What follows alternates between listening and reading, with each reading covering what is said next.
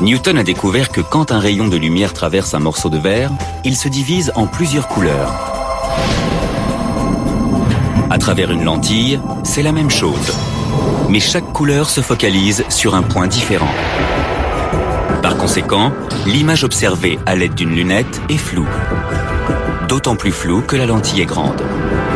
Newton pense avoir trouvé la solution pour obtenir des images nettes. Il remplace la lentille par quelque chose de complètement différent. Un miroir.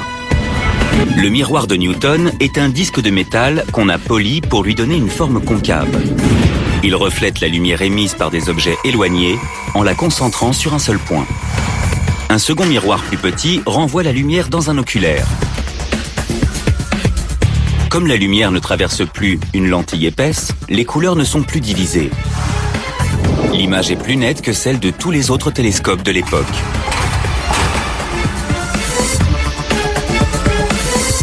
Voici le tout premier télescope à miroir. C'est Isaac Newton qui l'a construit en 1671 dans son laboratoire de Cambridge. Il a utilisé des matériaux de l'époque tout à fait acceptables. Des tubes de carton, une boule de bois pour faire la mise au point. Mais ici, un miroir remplace la lentille.